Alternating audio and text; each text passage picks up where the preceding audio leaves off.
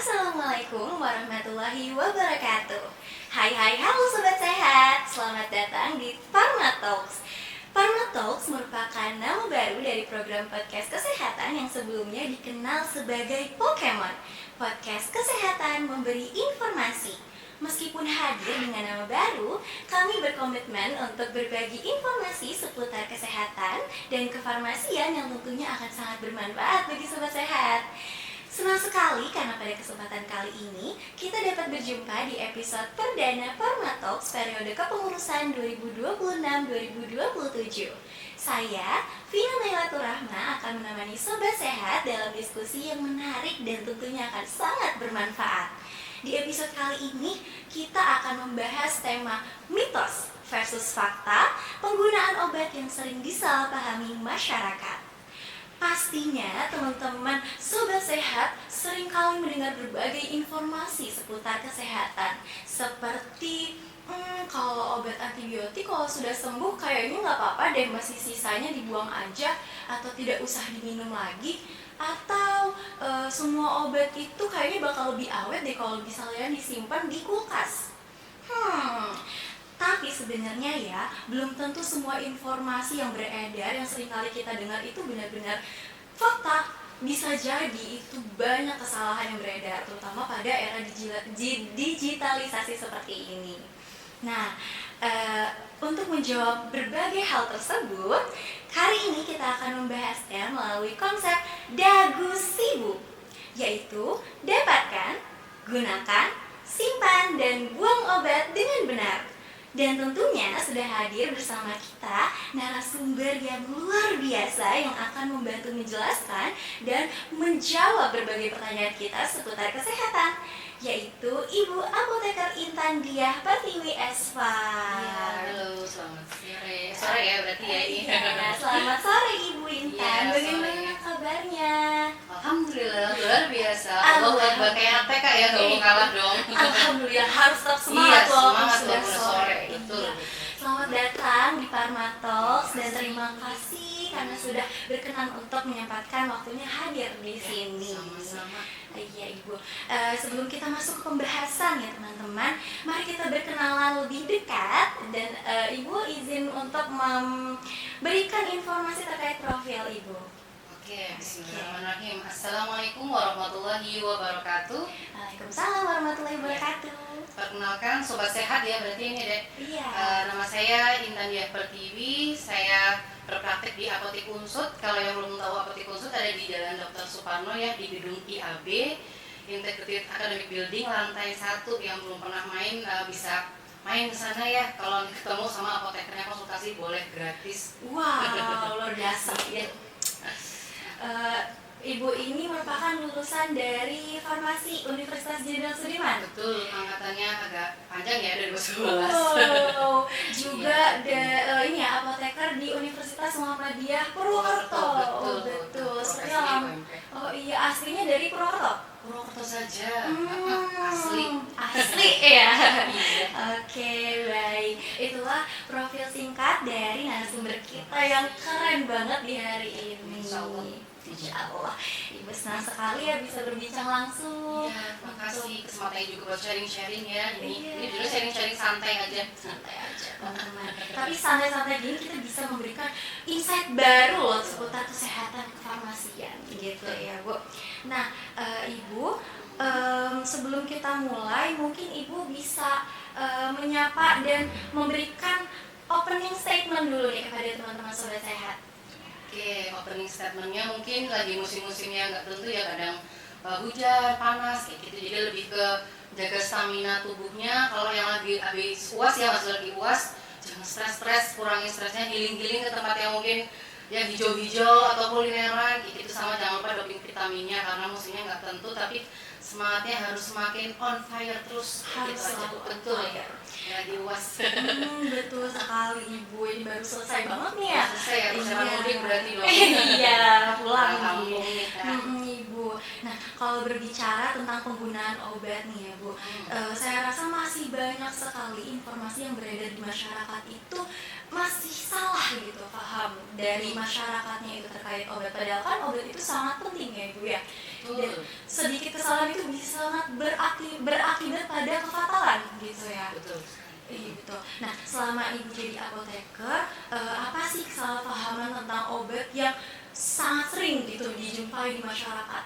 Oke, paling kayak gini ya untuk intro aja. Jadi antara mitos dan kesalahpahaman selama ini masyarakat itu mengenai, jadi kan semakin berkembang nih kesalahpahaman masyarakat terhadap informasi digital kayak gitu kan, diiringi dengan tadi apa namanya kesalahpahaman dan kualitas informasi yang kadang-kadang tuh suka keliru atau overclaim gitu. Jadi dari era digital ini informasi-informasi yang mudah sekali diakses oleh masyarakat dalam bentuk short video atau misalnya nanti dalam bentuk kayak apa website yang ada sekarang atau marketplace yang non-stop ya 24 jam dapat diakses, kadang-kadang tidak diikuti sejalan dengan kualitas informasi yang ada. Jadi perlu diketahui masyarakat harus bijak dan cerdas dalam memilah-milih informasi mana nih yang tepat. Karena apa? Kalau misalnya tidak diikuti dengan itu, efektivitas pengembangan obat itu akan berkurang, sama keamanan obat juga nanti akan mempengaruhi dari kualitas masyarakat tersebut. Jadi kadang-kadang kalau misalnya sudah kemakan dengan informasi obat ini, misalnya antibiotik sekarang dikit-dikit harus minum antibiotik biar sembuh, atau obat herbal sekarang aman loh, apa-apa aja bisa langsung diminum dan aksesnya pun gampang nih, tinggal pakai keranjang orange saja misalnya langsung dapat sampai di rumah langsung diminum. Jadi dari hal-hal yang mitos tersebut kadang-kadang masyarakat langsung menentukan saya sakitnya ini sesuai nih keluhan saya ini, klik ini sesuai. Jadi pasien atau masyarakat itu cepat untuk ngasih langsung ini loh apa namanya obatnya sendiri tanpa konsultasi dengan profesi yang berkompeten, contohnya kayak apoteker atau konsultasi ke dokter langsung. Itu yang kadang-kadang perlu diluruskan bahwa tidak semua informasi itu yang dalam era digital itu benar. Gitu. Kadang-kadang tadi kualitas informasinya juga belum diperbaiki atau misalnya asal upload aja. Jadi harus bijak dan cerdas ya para masyarakat yang ada di Indonesia. Oke, tuh dengar tuh sobat sehat, harus bijak apalagi di era yang serba gampang gitu ya. Betul. Nah, Ibu kalau begitu kita langsung saja masuk ke segmen intinya nih. Kita mau membahas mitos versus fakta. Ya, nanti saya akan membacakan satu pernyataan yang beredar di masyarakat, lalu Ibu bisa menjawab dengan mitos atau fakta dan baru menjelaskan terkait pembahasannya gitu. Oke, kita masuk ke pembahasan. Yang pertama adalah dapatkan obat dengan benar. Seperti yang tadi sudah dijelaskan ya, seperti yang kita tahu gitu ya, semakin mudah kita mendapatkan informasi, semakin mudah kita mendapatkan obat gitu ya dari platform online seperti itu ya Bu ya. Bahkan bisa beli obat tuh nggak dari apotek doang gitu loh, gampang banget. Nah, mitos atau fakta Ibu?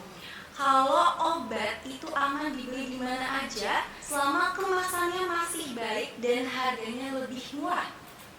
Jawabannya adalah mitos dong. Mitos karena apa? Kita kan gini ya. Jadi saya bahas dua sisi ya. Dari yang pertama nih, kalau misalnya gampangannya, kalau kita belinya online ya di era digital kan gampang tuh cuma klik nyampe. Tapi kan kita tidak bisa tahu obatnya itu asli atau enggak, izin edarnya terutama itu asli apa enggak, ada BPOM-nya atau tidak. Terus nanti masalah keamanannya yang bisa tidak bisa dipertanggungjawabkan. Dan jadi misalnya nih kalau online, memang kita bisa langsung protes nih, Mbak kok obatnya saya efek sampingnya biduran atau misalnya nggak cocok gitu. Kan tidak ada yang bertanggung jawab di situ. Tapi kalau misalnya kita membelinya di sarana yang resmi, legal, yang sudah dilegalkan dengan dinas kesehatan kabupaten kota, langsung bertanggung jawab ke Kemenkes, itu pasti jelas obatnya itu asli, ada izin edarnya, langsung bertemu dengan apa plusnya, apoteker. Di situ apoteker plusnya itu kita bisa langsung langsung sama apotekernya nanya, Mbak saya keluhannya ini. Dan di situ pun ada tahap ada tahap penelusuran informasi penggalian ke pasien, misalnya ibu bapak mohon maaf apakah ada alergi, riwayat penyakitnya, riwayat pengobatan sebelumnya. Dan yang dari situ tidak bisa didapat dari yang online tadi deh. Jadi kalau misalnya kita beli di sana fasilitas resmi, contohnya ini ada apotik, instalasi farmasi di rumah sakit, klinik, puskesmas atau toko obat yang berizin, itu pasti jauh lebih mantep gitu ya. Oh saya sudah ketemu dengan apoteker, saya ditanyakan tadi keluhannya ada apa enggak, ada apa, pasti obatnya nanti tepat. Yang perlu dipahami kalau dibelinya di sarana online, sarana apotek, jadi itu ada 5T ya teman-teman semua. Jadi ada tepat obatnya, tepat orangnya, bener nggak untuk si A, si B, jangan-jangan buat neneknya atau pamannya. Terus yang ketiga ada tepat cara pemakaian obatnya. Yang keempat tepat waktu pemakaiannya, sama tepat dosis. Yang kelima, jadi harus semuanya itu ada unsur-unsur yang harus dipenuhi pada saat kita membeli. Jadi mendapatkannya pun mantap, oh ya saya dapat di apotek gitu. Jadi semua informasi yang tidak ada di online, yang online itu kita dapat di sarana farmasian seperti di apotek kayak gitu. Jadi kalau mau beli obat harus di sarana yang resmi, yang sudah ada izinnya dari apotek kayak gitu misalnya. Jadi nanti semuanya itu kita bisa pemberian obatnya secara rasional dan efektif, tentunya aman juga ya buat masyarakat. Jadi jangan kemakan sama informasi-informasi yang ada di era digital, misalnya dengan yang overclaim atau misalnya obat yang berdasarkan pengalaman pribadi atau pengalaman seseorang yang tidak bisa dipertanggungjawabkan. Nggak tahu nih, saya katanya ini si A manjur kok di saya seperti ini. Jadi itu yang harus diwaspadai sama masyarakat ya, lebih bijak, cerdas dalam mendapatkan akses obat yang kita mau kayak gitu. Berarti itu poin plusnya membeli langsung ke apotek yang nggak bisa teman-teman dapetin kalau online. Iya betul. Ntar kalau misalnya tanggung jawabnya siapa itu nggak bisa dicek kan. Kalau apotek kan tahu, bisa dapat kontaknya juga misalnya. Mbak ini kurang mantep nih, oh boleh minta kontak nama apotekernya, barangkali nanti bisa buat diskusi atau misalnya buat minta ini informasi lebih tentang tantangan makanannya, jangan makan apa, atau misalnya pemakaiannya seperti apa kayak gitu. Iya, jadi bisa langsung berorientasi langsung pada per orang gitu ya. Patient oriented ya, bukan produk oriented. Iya. Terus Bu, saya pernah nih melihat di salah satu platform digital gitu di sosmed itu antibiotik ditaruh di etalase. Padahal antibiotik itu kan kayak punya ketentuan tersendiri gitu pemberiannya. Kalau misalkan nih peran dari apotek, tenaga kesehatan atau kita selaku mahasiswa yang nantinya bakal menjadi apoteker masa depan itu harus gimana sih Ibu? Kalau misalnya melihat ada masih seperti itu agak miris ya, karena kan kita sudah tahu antibiotik kan dia logonya kan merah ya, obat keras, dan penatangannya pun penyimpanannya harus agak menyelinap gitu, nggak boleh di depan banget. Kalau di depan banget kan berarti dia masuk golongan obat OTC atau yang bebas terbatas atau yang hijau. Jadi itu tidak disarankan ya, harusnya diluruskan lagi. Obat keras atau antibiotik khususnya harusnya ditaruhnya di rak belakang, rak penyimpanan yang memang tidak bisa diakses langsung dengan masyarakat, karena itu harus menggunakan resep dokter ya. Dan antibiotik didapatkan berdasarkan diagnosis dari dokter yang jelas, oh ya si A infeksi bakteri ini pakainya antibiotik ini. Jadi tidak bisa kayak suami medikasi pun kita harus pintar ya, harus si apotekernya itu tidak boleh memberikan antibiotik atas dasar tanpa seizin dokter atau resep dokter gitu. Jadi nggak boleh sini kalau misalnya ditaruh di atas depan, kan tidak bisa dibeli bebas gitu. Iya, memang kita harus memenuhi setiap standar ketentuan obat loh teman-teman, karena penting banget obat itu penting banget. Oke, begitu ya Ibu ya. Kita lanjut nih ke aspek selanjutnya. Gunakan obat dengan benar. Oke Ibu, di pembahasan berikutnya nih ya Bu, mitos atau fakta. Kalau semisal kita sudah sehat, kita bisa selesai menggunakan antibiotik. Mitos dong, karena kan antibiotik itu harus tuntas ya. Sekali lagi kita harus tahu penggunaan antibiotik buat apa sih. Antibiotik itu kan sebuah pengobatan yang berdasarkan infeksi bakteri ya, bukan dari virus, bukan dari yang lain, jadi khusus untuk untuk bakteri ya. Jadi kalau misalnya antibiotik kita harus tahu dulu peruntukannya seperti apa, yaitu dari infeksi bakteri, terus jelas diagnosanya tadi, sama harus pakai resep dokter. Kalau nggak tuntas, kalau kita merasa nih aku udah enakan nih, dokternya udah ngasihnya cuma 1 strip yang 10, 3 kali aja udah cukup nih, saya berhenti lah. Nah itu yang menyebabkan nanti resikonya kalau misalnya tidak langsung ditangani bisa fatal ya, bisa terjadi resistensi sama antibiotik kayak gitu. Resistensi antibiotik kan sudah tahu ya, apa resistensi itu kayak kebal. Jadi kalau misalnya nanti kita misalnya dikit-dikit kayak flu, batuk, kita aku antibiotik atau nyetok nih di kosan nih yang misalnya mahasiswa nyetok antibiotik itu nggak boleh sama sekali, harus pakai resep dokter. Soalnya apa, nanti kalau misalnya kita tidak tertib sama pengobatan antibiotik yang tuntas, nanti kalau misalnya kita sakit ke depannya, amit-amitnya kalau infeksi ringan ke depannya tuh nggak mempan dan malah akan pengobatannya jadi semakin panjang dan memakan biaya pengobatan yang cukup tinggi ya, karena kan antibiotik kan ada sebenarnya dibagi dua klasifikasi kan ya, ada yang spektrumnya luas sama spektrumnya sempit. Antibiotik sendiri nanti akan kerjanya kan dia hebat ya, kayak memberantas atau membunuh apa namanya bakteri-bakteri yang ada. Tapi kalau misalnya tadi digunakan sembarangan, biasanya dia akan membunuh juga nih flora atau bakteri yang sifatnya itu baik, kayak yang ada di usus, kulit, sama yang ada di area kewanitaan. Jadi kalau dia hilang juga atau dimusnahkan sama antibiotik tanpa pemakaian yang tidak rasional, itu juga sangat membahayakan keselamatan sama pasien. Jadi harus tuntas, kalau dikasihnya 12 tablet buat 3 hari, ya harus dibuat 4 hari, harus sampai habis tuntas, rutin dihabiskan. Sampai nggak boleh disisakan ya. Nggak boleh disisakan ya Bu ya. Tapi menurut Ibu nih, kenapa sih bisa masih banyak banget gitu kasus resistensi antibiotik gitu? Padahal kan kita kayak udah memberikan edukasi terus menerus, kayak sering banget dibahas tentang antibiotik, tapi terus-terusan ada aja, bahkan itu menjadi permasalahan global gitu. Iya, mungkin kalau dari segi saya kan ada dua faktor ya, dari pasien sama dari tenaga kesehatan yang sendiri. Kalau dari tenaga kesehatannya mungkin karena kurang pengawasan ya, harusnya kita juga sebagai tenaga kesehatan atau farmasian khususnya apoteker harusnya memilah ini mana sih yang dikhususkan pakai antibiotik, karena pakai resep ya. Harusnya itu kalau misalnya pakai resep berarti kita legal nih ngasihnya obat, oh ini antibiotik saya kasih berdasarkan resep dokter. Tapi kalau misalnya ada yang mungkin beberapa oknum kayak gitu, itu yang salah sih, itu harus diberikan lagi ke sumpah apotekernya, diingat-ingat lagi tuh. Kalau misalnya oh iya kita tuh ngasihnya tuh harus rasional sesuai dengan keluhan pasien, nggak boleh asal cuma ngejar target kayak omset nih misalnya, akhirnya antibiotik langsung dikasih jeder gitu. Itu sebenarnya tidak disarankan ya. Semoga kita selalu dalam lindungan Allah yang praktek, semoga selalu diingatkan kata-kata itu ya.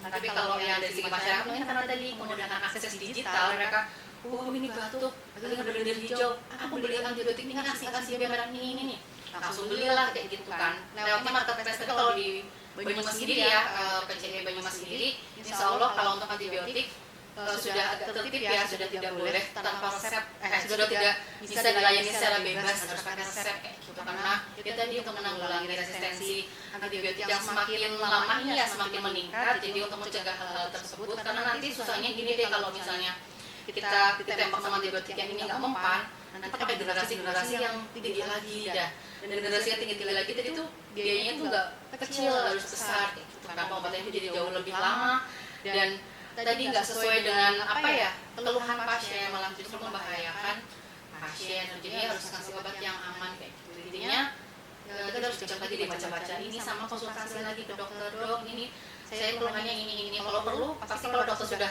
jelas diagnosanya, oh iya karena infeksi bakteri pasti dikasih antibiotik kok, nggak perlu takut kita dikit-dikit antibiotik, kalau sembuhnya terus pakai antibiotik, itu tidak seperti itu juga. Kayak berarti kan niatnya minum antibiotik padahal nggak harus pakai antibiotik, itu jadinya malah kayak makin mahal lagi pengobatannya. Kalau ada dikit-dikit kayak di apotek saya itu sukanya kayak flu, batuk doang, dikasihnya mbak dan antibiotiknya apa enggak kayak gitu. Jadi kalau misalnya tidak ada rekomendasi dokter, tidak usah apa ya menjadi dokter sendiri kayak gitu ya, tidak perlu seperti itu kan. Bisa didoping dengan vitamin, mungkin dengan lifestyle harus diperbaiki, misalnya minum air putih, makan sayuran, buah-buahan. Jadi mungkin dari sisi dulu tuh apa terminal farmakologinya dulu atau lifestyle-nya dulu, modification dulu gitu. Pola hidup teman-teman itu penting banget ya. Terus Bu, kalau misalkan nih padahal jadwalnya minum obat di jam segini, di hari ini, tapi lupa begitu. Kan suka banyak kayak aduh lupa minum obat, gimana nih, apakah aku harus minum 2 kali atau udah nggak apa-apa lewatin aja gitu. Kalau misalnya lupa ya, kalau misalnya lupa minum obat, kalau misalnya memang sudah kayak lansia atau yang butuh perhatian khusus tuh ada pendamping keluarga, misalnya dari neneknya atau ibunya yang udah lansia gitu, harus ada pendamping sebagai pengingat jadwal minum obat. Tapi kalau yang kayak kita kayak lupa, misalnya 3 kali sehari, berarti kan setiap 8 jam ya. Kalau misalnya paginya lupa, terus kita ingatnya tuh misalnya saya minum jam 8 pagi, kok lupa, baru ingat jam 9 atau jam 10, segera minum sebelum mendekati yang jam minum kedua. Tapi kalau sudah mendekati, kalau misalnya kan berarti jam 8, ini jam 4 sore ya gitu. Oh jam 3 baru ingat, pagi-pagi aku nggak minum obat ya, minum lah. Jangan, nanti jatuhnya kayak menggandakan dosis. Jadi kalau misalnya dalam setiap 8 jam kok masih rentannya masih jauh dengan jarak yang kedua, ya sudah kita segera minum. Tapi kalau sudah mendekati yang mau minum, sudah lupakan dosis yang sebelumnya. Tapi kalau bisa jangan sampai kita lupa minum obat, khususnya antibiotik nggak boleh lupa ya kalau bisa. Dan pengingatnya di alarm nih, beda mahasiswa kan nggak hanya alarm misalnya buat tiket konser gitu. Jadi jangan yang itu aja, kalau alarm obat yang penting-penting kita alarm sedia nggak masalah. Tapi kalau untuk lansia sebaiknya saya sarankan ada pendamping keluarga biar jadwal semakin tepat kita minum obat, untuk waktu minumnya itu semakin rapi, tertata. Insya Allah pengobatan semakin maksimal. Efektivitas obatnya juga semakin terjadi dengan baik. Jadi kayak sekarang udah banyak banget kemudahan ya untuk minum obat. Jadi cobalah untuk menata aturannya, dipatuhin gitu ya Ibu ya.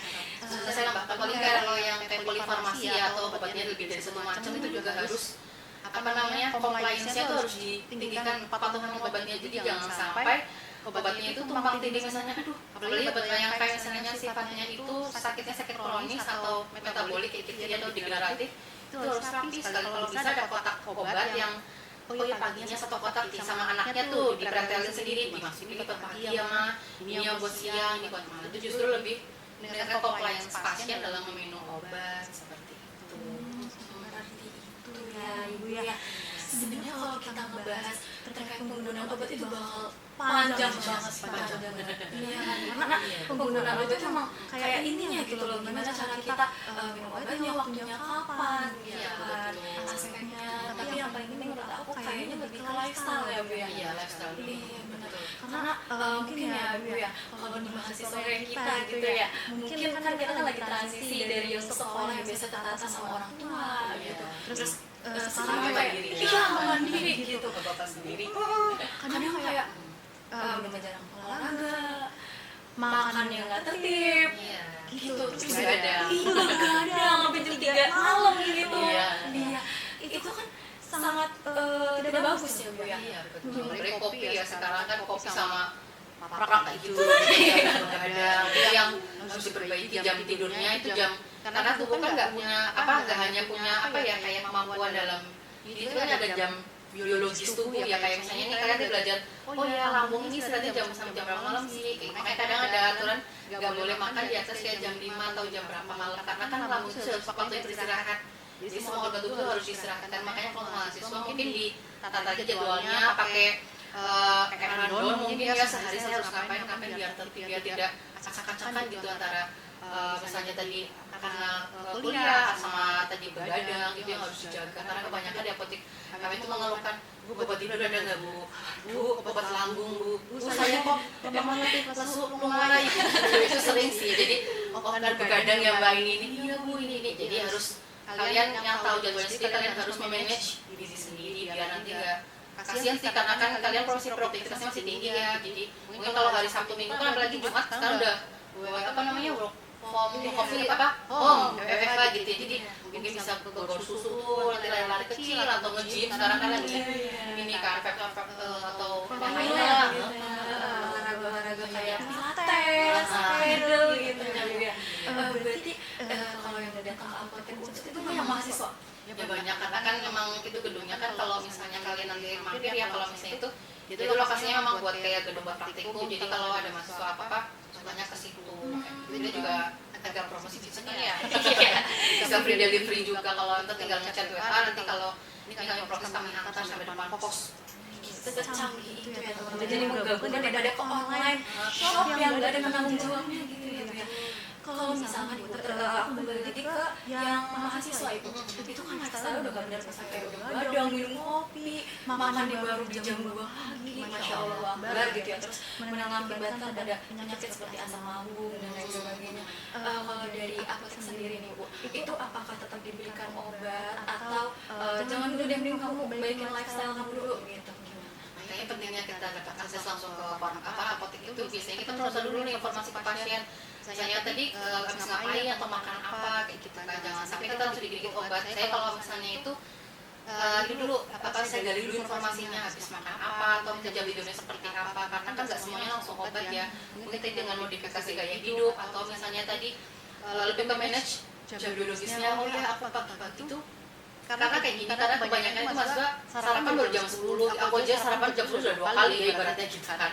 Tapi kalau misalnya itu nggak dirasain nanti pas kalian sudah kayak udah habis melahirkan, udah tua gitu kan baru ngerasain ya ini gara-gara pas aku dulu udah masuk nih sarapan, makannya nanti dirapel, dan tadinya pagi jadi nanti makan sore gitu, itu yang harus diperbaiki mumpung belum apa ya, kalau bahasa Jawanya bahasa Banyumas kayak bumbu kadung gitu, jadi harus diperbaiki sejak dini, jangan sampai nanti kayak lambung itu kemana-mana. Soalnya kalau awalnya kita misalnya menyepelekan yang namanya sarapan, nanti juga mempengaruhi terhadap kinerja kita dalam kayak perkuliahan, mungkin ngantuk, sama tetap capek gitu. Jadi dari informasinya kalau memang membutuhkan doping vitamin, saya kasih vitamin kayak gitu. Vitaminnya pun tergantung keluhan pasien nih, misalnya kalau kayak tadi tanda kayak pucat, lemah ketik, lesu, lunglai gitu biasanya tambah darah atau yang yang lainnya. Tapi kalau yang sifatnya nggak enak buat makan, saya kasih sifatnya suplemen buat nafsu makan. Jadi semuanya itu ada porsinya masing-masing. Jadi kita sebagai tenaga kefarmasian harus tahu kebutuhan individu. Jadi nggak semuanya itu digeneralisasikan, oh ya langsung kasih ini aja, karena semuanya tuh punya keluhan masing-masing kayak gitu. Itu teman-teman sobat sehat nih ya, kalau misal dirasa ada yang nggak bener nih tubuh gitu kan, biasanya tubuh kan mengeluarkan sinyal gitu ya, kalau misalkan kita lagi nggak baik aja gitu ya, itu langsung ke tenaga yang memang berwenang gitu, berkompeten, seperti apoteker. Jangan malah self diagnose terus malah sendirian menggegem di kos gitu ya, nggak baik banget teman-teman. Terus juga diatur lifestyle-nya, terus gimana cara minum obatnya benar ya, sesuai dengan apa yang diberikan oleh apoteker gitu ya. Iya betul. Nah, Ibu, kita lanjut nih ke pembahasan selanjutnya. Yang ketiga ada C, cara penyimpanan obat yang benar. Nah, kalau tadi kan kita udah membahas tentang gimana cara menggunakan obatnya ya Bu ya. Nah, sekarang gimana sih cara nyimpan yang benarnya gitu ya. Nah, mitos atau fakta, semua obat perlu disimpan di ruangan dingin atau kulkas agar tetap aman digunakan. Namanya mitos, emang obatnya kepanasan.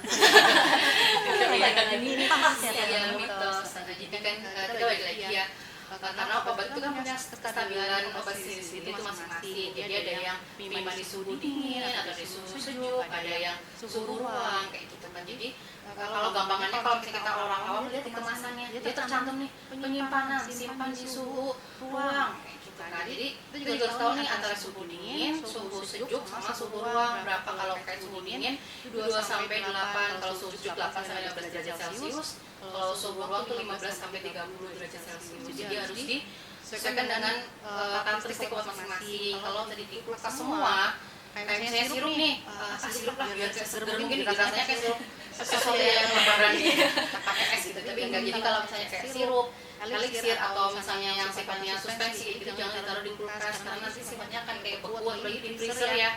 Jangan, jadi harus dilihat dari sifatnya masing-masing gitu. Terus juga dijauhkan di jangkauan anak-anak, misalnya kayak sifatnya kayak bentuknya apa ya, aerosol atau yang spray, dijauhkan. Takutnya kan kayak dikira apa ya, semprotan apa gitu kan. Jadi dia harus taruh tempat yang tinggi, terus juga jangan kena sinar matahari langsung, terus apa namanya di tempat-tempat obat yang paling aman, sama ngelihat lagi dipilah-pilih nih, oh iya ini obatnya jenis A, taruhnya di sini, kalau sirup di sini, rak sini, kalau tapi ditata juga. Pokoknya jangan sampai dilepas kemasan aslinya. Kadang-kadang tuh mungkin orang biar simple gitu ya, kayak kapsul obat apa si A kayak gitu, strip-stripan nih, kalian dingin satu-satu dikasih kotak obat itu jangan. Jadi biarkan obat itu tersimpan di kemasan aslinya kayak gitu. Takutnya tadi kalau kayak kapsul taruhnya di sembarang, dia malah jadi meleleh, nanti nggak stabil. Jadi harus diperuntukkan masing-masing lah, jangan sampai kita salah dalam menyimpan obat. Karena kalau minumannya obatnya nggak benar, nanti efeknya ke efektivitasnya semakin berkurang, atau jadi jatuhnya jadi tadinya obat kok malah jadi racun. Jadi dilihat lagi. Cara menyimpan itu penting juga loh teman-teman.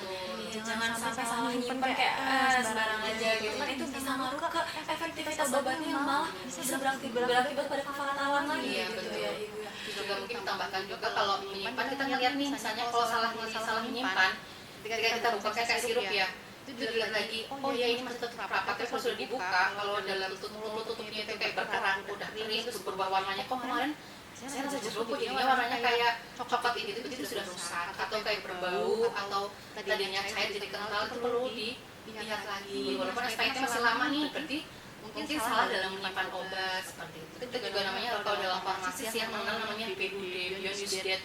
Artinya tanggal kemasan yang didaluarsa kan berbeda ya, kan pabrikan tuh misalnya oh ya edenya 8 2028 jelas dari pabrikan karena kemasannya tertutup. Tapi kalau yang sudah terbuka, misalnya kayak sirup itu bertahannya di 30 hari. Kalau salep terus habis itu kayak krim 30 hari setelah dibuka. Tes mata nih misalnya kayak botolan tuh hanya 1 bulan setelah dibuka loh. Jadi kadang-kadang salah nih misalnya nih nyetok nih ya, kayak misalnya matanya merah nih habis kemarin mudik nggak pakai kacamata atau masker gitu, helmnya kebuka. Jadi nanti kita udah pakai bulan ini, besoknya kambuh lagi, dibuka lagi itu salah karena kan dia steril ya, nggak boleh apa namanya nggak boleh lama-lama disimpannya. Kalau misalnya disimpannya lama-lama nanti malah jatuhnya jadi tambah iritasi, memperparah iritasinya. Jadi hanya 1 bulan setelah dibuka. Tapi kalau yang modelnya tes matanya strip itu 3 kali 24 jam. Kalau yang sifatnya mini dose. Jadi semua itu harus tahu. Kalau makanya plusnya itu kalau dapatnya di sarana kefarmasian yang resmi kayak gitu, nanti dapatnya informasi penting, ibu ini obatnya salep mata ya bu, hanya bertahan 28 hari. Kayak insulin juga berbeda ya teman-teman. Jadi insulin kalau misalnya di suhu kulkas itu bertahannya itu kalau misalnya itu 2 bulan atau di kulkas, tapi kalau setelah dibuka disimpan di suhu ruang biasa itu cuma 28 hari. Jadi saya harapkan kalau itu harus dipelajari lagi ya, misalnya oh ya nih ada ibu-ibu, biasanya ibu-ibu nih nyetok kita yang buat anak atau obat panas ya, misalnya oh ya aku punya obat penurun panas sudah bulan lalu, dilihat lagi ya ibu-ibu semua. Jadi oh ya ini konsistensinya masih benar, sirupnya masih kayak cair, berbau apa enggak, terus dalam mulut apa namanya leher si botolnya itu apakah berkerak atau tidak. Itu juga bisa sebagai warning kita, oh ya obatnya sudah tidak layak untuk diminum, lebih baik beli lagi aja daripada kita mempertaruhkan nyawa keluarga kayak gitu. Berarti kayak kalau kasus aku pernah nih naruh obat di mobil, kan panas banget ya, terus obatnya ada yang mungkin ada yang meleleh atau aduh nggak diketahui gitu perubahan bentuknya, itu mending langsung beli lagi aja yang baru. Ya beli lagi, nggak usah apa ibaratnya kayak sayang sama uang kita, itu yang penting. Dan kalau apalagi di obat ya kak, di mobil nih kayak aku aja di mobil sehari panasnya itu juga nggak boleh diminum ya, karena kan di botol plastik misalnya itu kena panas dia pasti ada mengeluarkan zat-zat yang dari botolnya kayak gitu. Jadi harus diperhatikan. Lagi obat itu kan walaupun botolnya warnanya coklat gelap, kalau kita lihat belajar misalnya kestabilan obat tuh ada yang botolnya itu misalnya oh coklatnya coklat tua, ada yang pudar, itu karena dari penyerapan mataharinya. Misalnya botol warna yang coklatnya gelap itu dia menyerap seberapa persen sih cahaya matahari. Jadi nanti harus sama sih sediaannya itu. Jadi lebih baik kalau yang udah di mobil ya sudah dilepaskan saja dan dilepaskan aja. Tapi kalau misal ibu kayak tadi nih kejadian kasusnya kayak gitu, tapi terkait antibiotik gitu ya, kan kita kan udah dikasih nih antibiotik habiskan gitu kan. Kalau misalnya ternyata ada kerusakan pada antibiotik gitu, apakah boleh datang ke apoteker lagi untuk minta antibiotik lagi, dan apakah apoteker bakal ngasih gitu atau gimana? Ingatkan lagi nih BUD-nya antibiotik ya kan. Kalau misalnya buat anak ada yang sirup kering ya, itu hanya bertahan 7 hari sampai 14 hari aja. Makanya penting sekali ketika kita memberikan informasi, saya racikan sirup antibiotik racikan ya, ibu ini harus habis dalam waktu 7 hari. Kalau ibu minumnya 8 hari minum lagi itu sudah tidak stabil lagi. Jadi kalau tadi kasusnya dispensasi alkohol dan belum sirup kering, lebih baik ya sudah harus tuntas dihabiskan selama 7 hari. Tapi kalau lebih dari itu segera buang. Dan kalau datang lagi nih bu, saya sirupnya ini apa antibiotiknya rusak nih, boleh dapat lagi apa enggak? Jelas apoteker harus tegas tidak boleh ada sebarnya atau tidak bu. Makanya antibiotik harus rutin dihabiskan, nggak boleh apa ya kayak gendang-gendong kalau bahasa Jawanya itu ya gendang-gendong. Oh ya pagi ini minum, ada enakan nih sakit lagi minum lagi itu sudah tidak dibenarkan gitu ya. Makanya harus tahu kalau dalam antibiotik strip jelas dia ngikutin ED-nya di stripnya. Tapi kalau sudah sirup rekonstitusi itu hanya 7 sampai 14 hari aja kayak gitu. Makanya harus tahu. Jadi harus ke dokter lagi buat minta resep baru. Tapi juga dengan kondisi ini ya jangan, dok saya cocok banget nih dok, saya minum dok ya. Kalau nggak sakit ya alhamdulillah kita udah vitamin aja sama makan yang bergizi kayak gitu. Tapi kalau datang kayak keluhannya memang itu ya nanti kan dokter yang menilai nih, oh iya diagnosanya si A sakitnya ini, perlu ya ini, jangan ngajarin dokter ya. Jangan aja Iya. sekarang kayak banyak banget gitu ya pasien yang kekeh gitu. Wah, saya itu lebih tahu nih, saya minum obatnya yang ngerasain sendiri, saya tahu efeknya gimana ke tubuh saya gitu. Dokter dimarahin, apoteker dimarahin, waduh. Mungkin jangka pendeknya oke lah, tapi nanti jangka panjangnya kita harus pikirkan juga, jadi harus rasionalitas dalam pengobatan juga diperhatikan ya atau diingatkan lagi. Enaknya sekarang tapi nanti di ke depannya jadinya dikit-dikit antibiotik. Nanti kalau mentalnya sakit beneran lebih parah, nggak mempan antibiotik apa-apa karena antibiotik kan sifatnya kan dia membunuh sampai ke akarnya ibaratnya ya. Kalau misalnya kita tadi nggak tertib minum antibiotiknya atau tadi karena menyimpan misalnya sebagian besok aku udah sembuh nih besok lagi minum gitu. Jadi jadinya kumannya tuh kebal, terus juga nanti dia akan bermutasi ya, bahasa gampangan itu resistensi antibiotik itu antibiotik bakteri dia akan bermutasi, terus juga nanti pengobatannya jadi nggak manjur kayak gitu. Karena dia kebal udah inget-inget oh ya apa dikasih si A terus berhenti kan, padahal baru pingsan-pingsan doang tuh bakterinya belum sembuh tuntas. Jadi dia nanti kalau sakit lagi nggak mempan, makanya harus benar-benar dituntaskan, rutin dihabiskan biar nyampe ke akar-akarnya, biar nggak ada infeksi berlanjutan atau kekambuhan ya, exacerbasi gitu. Berdasarkan yang tadi paparin ya, kayak setiap obat itu ada di tala masing-masing gitu. Ada ini obat A, tempat penyimpanannya kayak gini, waktu penyimpanannya kayak gini, dan itu tuh semua benar-benar dipelajari oleh tenaga kesehatan, apoteker, dokter dan lain sebagainya. Jadi sobat sehat mohon untuk patuh ya terhadap bapak ibu yang sudah memberikan informasi seperti itu ya. Oke, kita beralih ke pembahasan selanjutnya di poin keempat, yaitu buang obat dengan benar. Oke, Ibu, mitos atau fakta obat yang sudah kadaluarsa boleh dibuang begitu saja ke tempat sampah?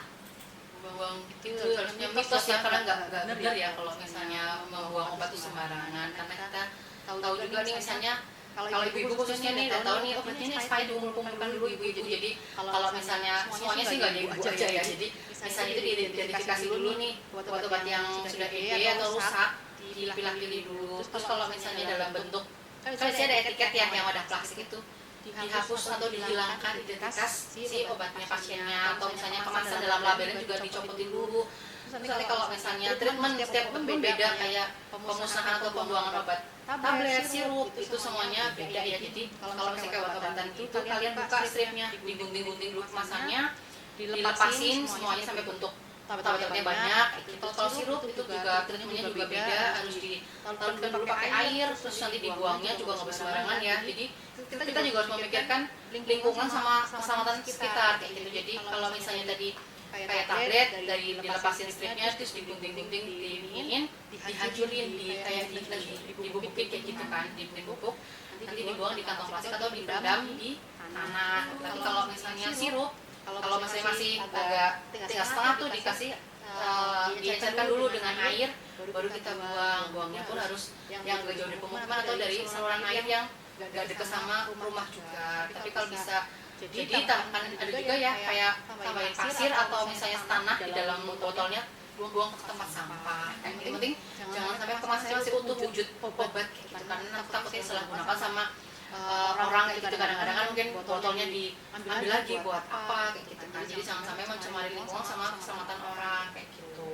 Kalau aerosol yang sifatnya gas tuh misalnya itu jangan dibuang di tempat sampah yang nanti sudah dibakar. Misalnya kalau orang zaman dulu kan buang sampah tuh kayak di pinggir ya, di pinggir galian gitu. Takutnya kayak ada obat-obatnya sifatnya kayak aerosol atau yang misalnya sifatnya oksigennya dalam tabung itu ya, yang dispersibel, jadi langsung dibuang, dibakar itu juga membahayakan dan meledak. Jadi harus memilah-milih dulu, identifikasi jumlah dan jenisnya juga. Oh ya, ini jenis sirup sekian, ini sekian. Jadi bijaklah dalam membuang, jangan sampai merugikan yang lain. Mungkin ya Bu ya, kalau misalkan sobat sehat gini ya, kayak misal mereka tuh di apoteker gitu hanya dikasih tahu cara nyimpannya gitu, nggak nyampe di cara pembuangannya gimana sih. Kalau misalkan mereka nyari di internet gitu, apakah boleh atau harus tetap konsul ke apoteker? Kalau misalnya selagi masih kayak jumlahnya sedikit ya, kalau saya rasa informasinya juga dari sumber yang tidak mempertanggungjawabkan, nggak apa-apa kalau seperti itu. Kalau ragu-ragu, terus saya nggak tahu nih cara pemusnahannya seperti apa, bisa dibawa ke apotik. Jadi ibu, mohon maaf, saya mau nitip obat ide atau rusak, bisa nggak dimusnahin di sini? Bisa. Nanti kita bantu kayak misalnya dari petugas bisa bantu kumpulkan. Nanti mungkin saya minta datanya si ibunya obatnya apa aja, nanti kita yang memusnahkan sini. Karena ya apotik juga istilahnya kefarmasian ada pemusnahan ya, jadi nanti kita ada berita acara juga nih, misalnya obat-obat ini sama rusak di list ada berapa jumlahnya, treatmentnya seperti apa, itu semuanya ada. Nanti ada dokumentasi berita acaranya. Biasanya kalau obat-obat yang sifatnya masih biasa ya kayak OTC, obat keras, tapi kalau yang ada narkotika, psikotropika itu beda lagi, itu harus lewat dinas kesehatan. Bisa nitip? Oh bisa ya. Baru tahu. Iya boleh, nggak apa-apa. Iya, berarti kan apoteker itu juga menyimpan banyak obat gitu ya. Pasti mereka punya prosedur sendiri gimana cara ngebuang obatnya, teman-teman. Nggak mungkin dong langsung dibuang ke sampah. Iya. Aku juga pernah ngeliat beberapa hari yang lalu gitu ya, ada tukang mainan yang menjual kayak sediaan injeksi gitu, kayak suntikan gitu. Gimana kalau misalkan ternyata itu tuh bukan suntikan yang ada digunakan untuk pasien gitu, itu kan sangat berbahaya ya. Kalau misalkan dari apoteker sendiri nih Bu, kalau misalkan melihat seperti itu, apakah perlu diedukasi saat itu atau gimana gitu? Ya, kalau misalnya itu kan harus dilihat juga ya, kalau yang dijual di tukang mainan gitu biasanya kan udah nggak pakai jarum ya, tapi tetap aja yang namanya barang bahan medis habis pakai itu harus bertanggung jawabkan. Misalnya itu infeksius, jadi kalau yang sifatnya infeksius itu harus sebenarnya dimusnahkannya lewat rumah sakit biasanya ya, pakai injeksi kayak gitu kan, rumah sakit klinik atau sarana farmasi yang lainnya. Jadi kalau bisa gak usah beli yang kayak gitu-gitu aja, jadi takutnya dia tadi nggak steril ya, pas nggak steril, terus masalah keamanannya juga, apalagi kan anak-anak ya yang beli mainan kan nggak mungkin ya orang gede pakai kayak gitu buat apa, jadi kita buat pinter ya.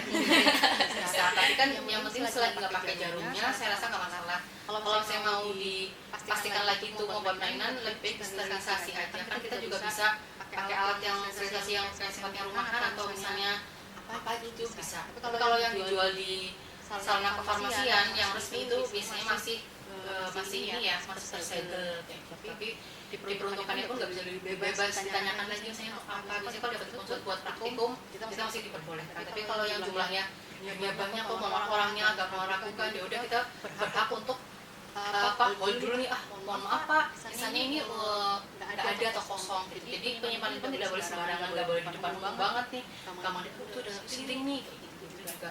Yang penting kita harus membuat pasien itu cerdik saja, nggak semuanya itu gampang diakses gitu. Jadi ada batasan, ada koridor-koridornya biar nggak bebas banget, semua itu ada pengawasannya.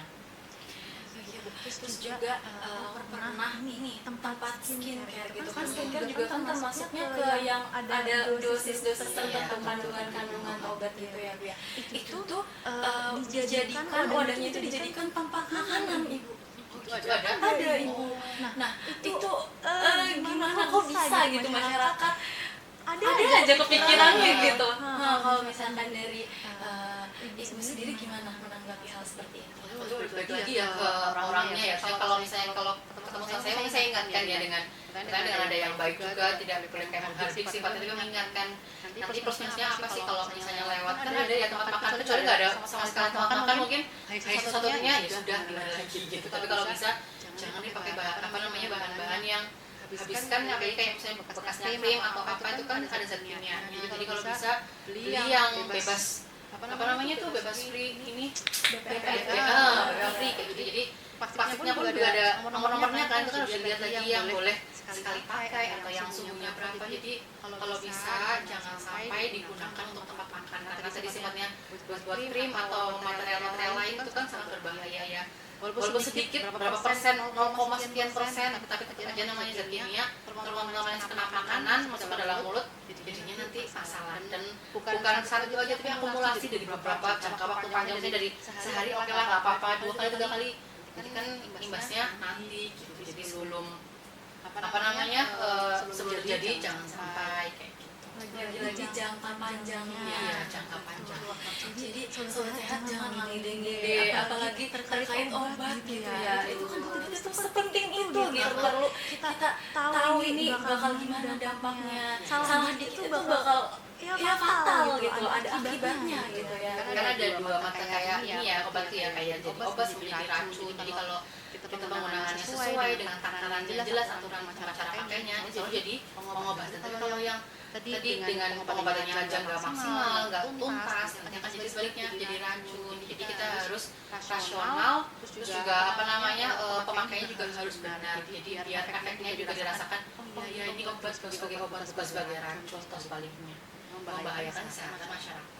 Ya teman-teman, itu semua sudah sangat detail Ibu Intan sudah mengajarkan kepada kita dari mulai cara mendapatkannya, cara menggunakannya, cara penyimpanannya, cara membuangnya pun harus benar-benar diperhatikan. Tadi udah detail banget Bu. Kalau misalkan kita mau ngejelasin jelas-jelasnya perlu berapa SKS ini? Oh iya, kayaknya panjang ya. Semester aja nggak cukup.